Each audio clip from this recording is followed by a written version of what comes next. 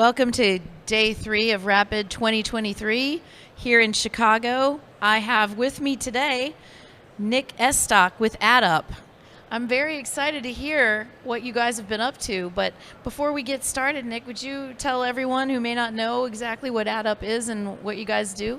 Sure, yeah. We're a machine OEM for metal additive, right? So we do powder bed fusion and DED.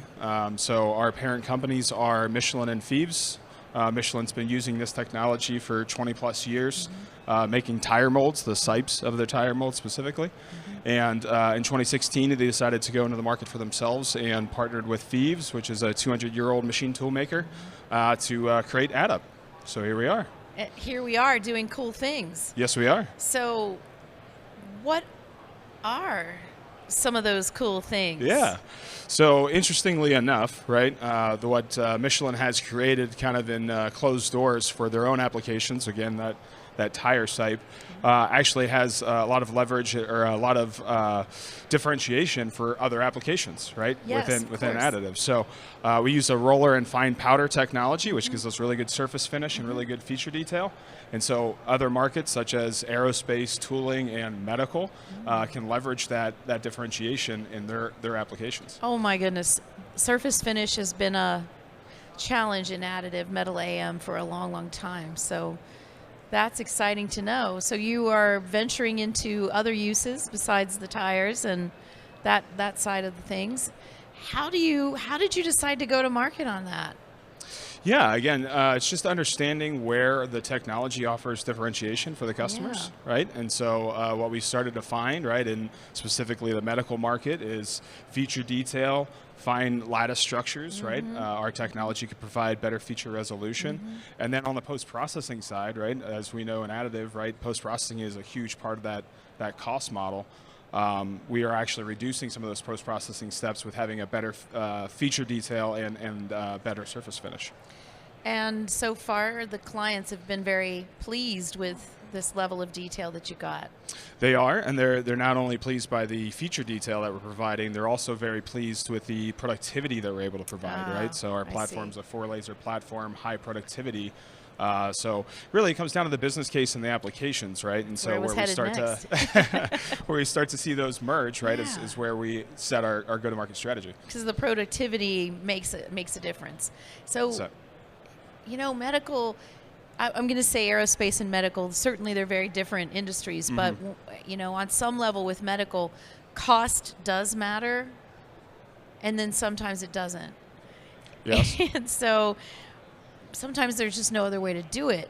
So I want to understand the, you know, kind of the use case on that for the medical side. Yeah, so the interesting thing about additive as it relates to the medical market, right, is it's actually a very mature market, right, compared to some of the other ones. Yes. So they've started to create these lattice structures that, you know, they were using spray coatings before to try to get the osseointegration surface. Now they can make these lattice structures that are throughout the entire application that really allows that bone ingrowth to occur. So you can't do it any other way. That's right.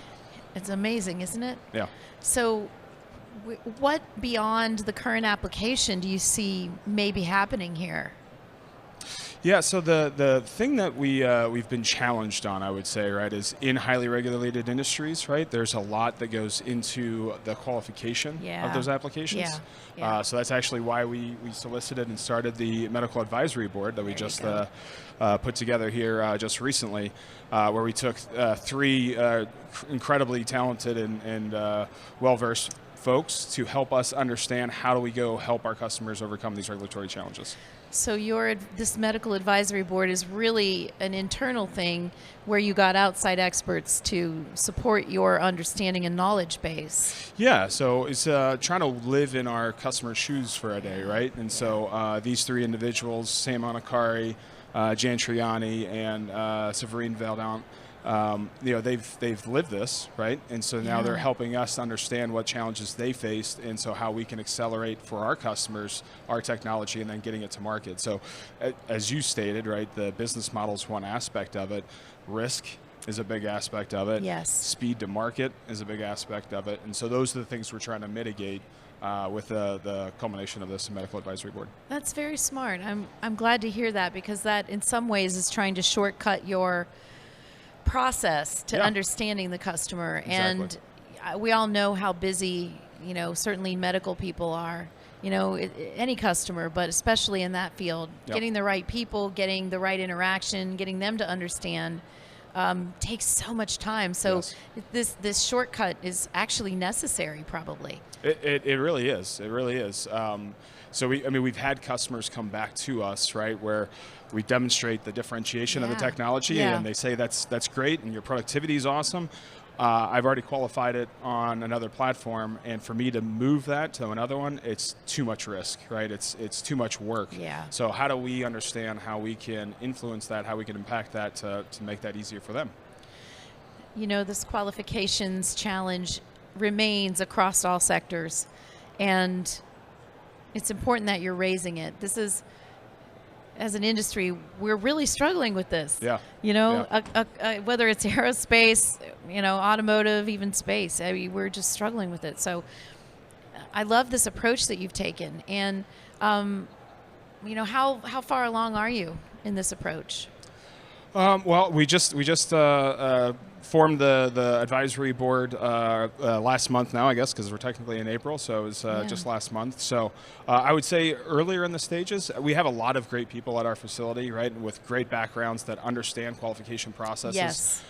What we really needed this advisory board to do is kind of put all of those things together for us, right? And so our materials team understands how to go through and generate the correct levels of data to support that.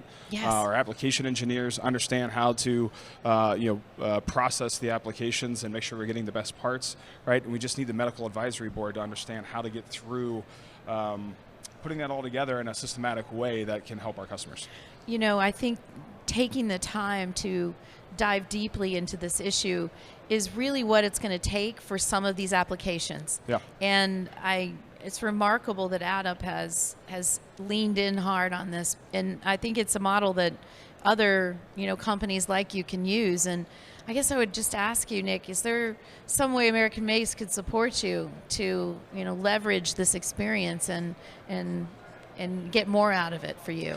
Yeah, I think what you guys are doing is the right approach, right? The American Makes just launched the Delta Qual program call or project call, right? And so more of those. I think the current one is maybe aerospace oriented, it's right? Aerospace so focused maybe at we'd the love time. to see one that's medically oriented, but we're in aerospace too, so we want to participate in both markets. So we've looking forward to participating more with American Makes, especially on the qualification side. Well, I certainly like to hear that. I mean, the ecosystem for additive is maturing every day. Absolutely. And the tools at our disposal are getting more and more sophisticated and more integrated. And I think this medical advisory board concept is honestly another layer of how do we cut through the somewhat weaponized bureaucracy that exists in our society. Well said. That it is meant to provide safety and security, but then sometimes has the impact of really just delaying decisions because a no is less costly than a yes. Yep. And I love what you're doing. Thank you for sharing this with us today. And I guess we'll see where we land on this, and hopefully next year you'll have amazing things to report. Thank you so much. I really appreciate Nick. it. Thanks.